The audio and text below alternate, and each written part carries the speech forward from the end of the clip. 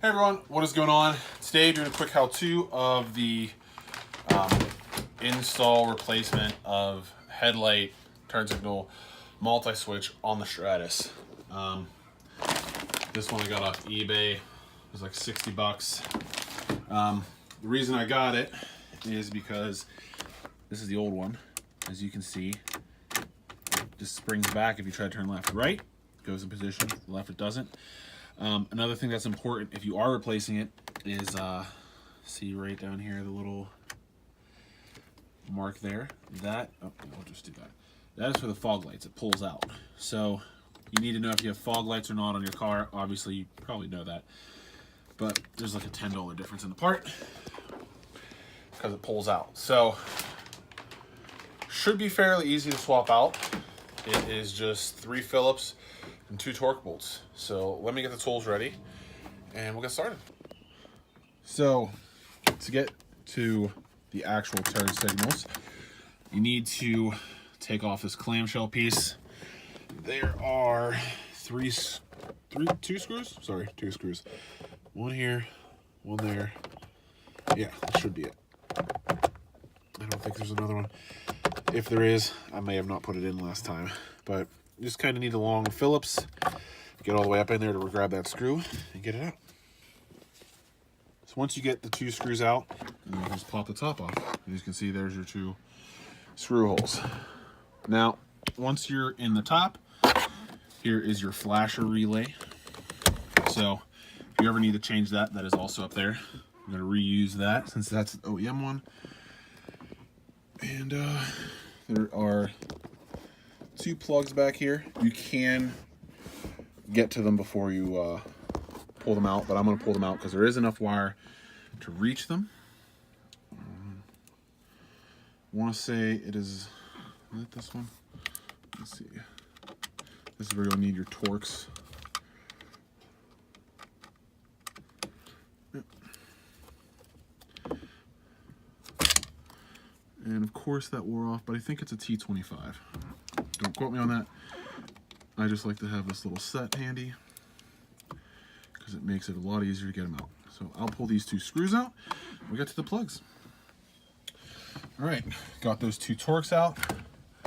As you can see, this will come free and you'll get a little bit more room to reach in here and get these 2 plugs off. So I'm gonna go ahead and do that because I'm gonna need both hands. But they're just, they're just like little push tabs to pop them out. There's nothing really too hard about taking them off. All right, so now that we got both plugs off, the old guy is now out of the car.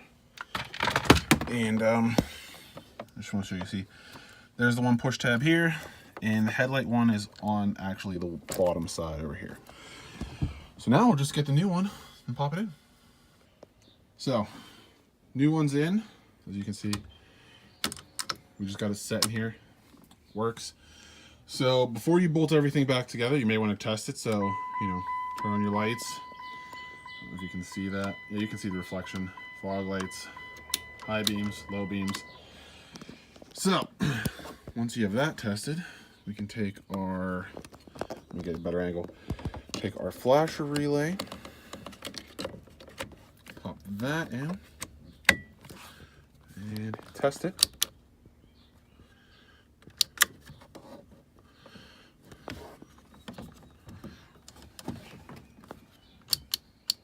Keys might need to be on for that.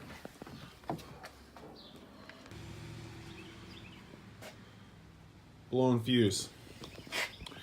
So that's why my flashers weren't working before. Wasn't because I didn't have the key in, it's because that fuse blew. I'm not sure why it is, something I shorted when that stock broke. So I'm gonna throw another 20 amp in. It does always help when doing wiring stuff to have a Haynes manual or access to something online to get all this information, because what I didn't realize is there's a 10 amp fuse in the side panel over here that's marked flashers, but there's also a hot all the time. That's this pink wire that's on there that is in the front fuse box. So let me throw a fuse in real quick and make sure it works this time. So That's a good sign. And as you can see, the back ones are going on too. So whenever I'm at the junkyard, I always grab extra fuses because, you know, a lot of the internal compartments have spare fuses in the little door. So a lot of people, you know, never really need fuses, and, you know, you can go to the junkyard and usually pocket all that stuff. You know, they're sitting on this little cover here or wherever, what car has a cover, and I always take a bunch and stack them because for issues like this, you never know. So I'm gonna finish putting it back together now because it's working. Just go to finish putting the plugs together and screw it all in. All right, back to putting it in. We'll make sure the turn signals blink. Mine blink a little bit faster because of I have the LED bulbs in the tail lights, and I have yet to put resistors in to get rid of the hyper flash. But let's first we'll grab the two. Oops, sorry, it was a little dark. We got the two torque bits to go back in, and then the two Phillips underneath. So should go back together fairly easily, and we'll be all set. All right, now that we got the multi-switch in, we'll go ahead and get this guy in. Get the top on. I'll need both hands to hold it, but once you get the top on, you can kind of sandwich it together and get the two screws back in. So there it is, all back together, up and working. All right, so that's pretty much it. Pretty simple install. I had a little issue with a burnt fuse, but just remember that there's two fuses that power the turn signals. One in the fuse box by the door and one up in the engine bay fuse box. So just remember that there's two of them just in case you have a fuse that's blown. And hope you guys like this quick install. Till next time.